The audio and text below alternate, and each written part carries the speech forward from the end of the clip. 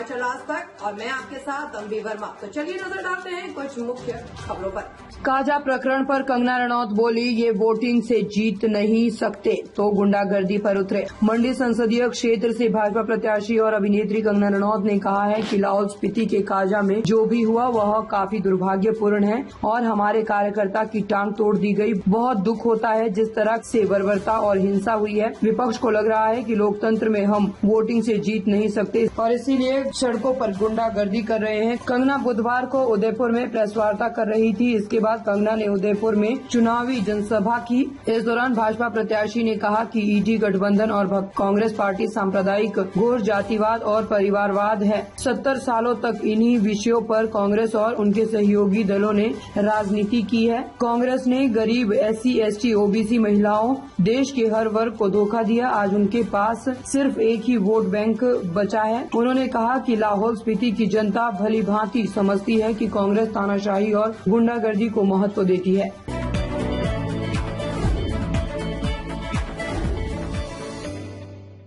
मनाली की तरफ से रोहतांग दर्रा बहाल, लाहौल से 2 किलोमीटर दूर इस दिन तक होगी पूरी बहाली।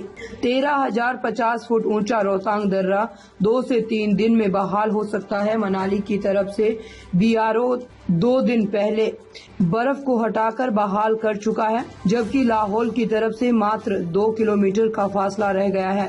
ऐसे में मनाली कोकसर वाया रोहतांग दर्रा 2 दिन में बहाल हो सकता है। रोहतांग दर्रा के खुलने को लेकर सैलानियों को भी खासा इंतजार है। अभी तक मनाली की ओर से पर्यटक मड़ी तक पहुंच रहे हैं। इस बार भारी बर्फबारी होने से रोहतांग दर्रा देरी से बहाल हो रहा है। BRO की टीम 20 से 50 फुट ऊंची बर्फ की दीवार का हटाकर इसे बहाल करने में जुटी हुई है। रोहतांग दर्रा में भारी बर्फबारी होने से इस साल सैलानी जुलाई तक बर्फ का आनंद उठा सकेंगे। BRO के सहायक अभियंता BD धीमान ने कहा है कि लाहौल के कोकसर और ग्राफू की तरफ से सीमा सड़क संगठन का काफिला रोहतांग टॉप के करीब पहुंच गया है। 2 किलोमीटर हिस्से से बर्फ हटाना रह गया है। अगले 2 से 3 दिनों तक बहाल होगा। इसके बाद सड़क को डबल लेन करने के लिए बर्फ हटाई जाएगी।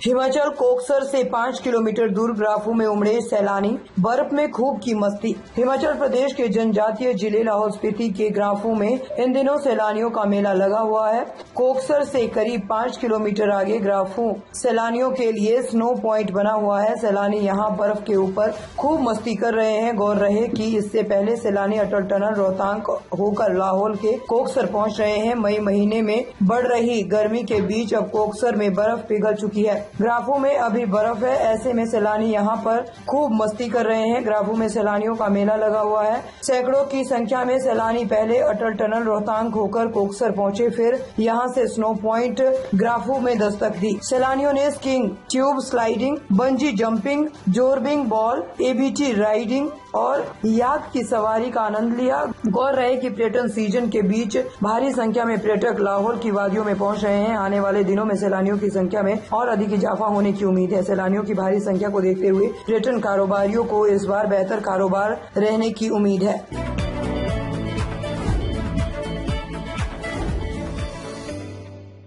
प्रचंड गर्मी के बीच हिमाचल की राजधानी शिमला सहित कई जिलों में बरसी राहत की फुहारें। प्रचंड गर्मी के बीच हिमाचल प्रदेश के कई जिलों में झमाझम बारिश दर्ज की गई है। इससे लोगों को गर्मी से कुछ राहत मिली है। राजधानी शिमला में तेज हवाओं के साथ झमाझम बारिश और हल्की ओलावृष्टि दर्ज की गई है। जानकारी के अनुसार कांगड़ा, मंडी, बिलासपुर जिले व साथ लगते क्षेत्रों में गुरुवार सुबह बारिश हुई। सिरमौर, ऊना, हमीरपुर जिले में भी हल्के बादल छाए हुए हैं। मौसम विज्ञान केंद्र शिमला की ओर से आज प्रदेश के कई भागों में बारिश का पूर्वानुमान जताया गया है। हालांकि 24 से 29 मई तक राज्य के सभी क्षेत्रों में मौसम साफ रहने के आसार है। इससे पारा और चढ़ने की संभावना है। मैदानी व कम ऊंचाई वाले क्षेत्रों में 24 से 27 मई तक हीट वेव का येलो अलर्ट जारी किया गया है। बुधवार को ऊना और बिलासपुर में लू चली। शिमला में न्यूनतम तापमान 17.4, सुंदरनगर में 20.3, भुंतर में 18.7, कल्पा में 10.4, धर्मशाला में 24.1, ऊना में 26.0, नाहन में 22.3, केलांग में 7.8, पालमपुर में 19.0, सोलन में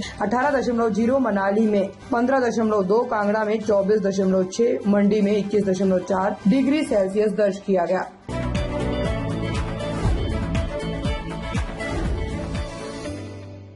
अनुराग ठाकुर बोले, एम्स के लिए जमीन देने में प्रदेश सरकार को 3 साल 4 महीने लग गए। केंद्रीय मंत्री और हमीरपुर संसदीय सीट से भाजपा उम्मीदवार अनुराग ठाकुर ने कहा कि ये कैसी सरकार है, यदि वे लंबित कार्यों को पूरा करने में सक्षम नहीं है तो वे नए काम शुरू कैसे करेंगे। अनुराग ठाकुर ने कहा कि एम्स का प्रस्ताव 2014 में स्वीकार किया गया था।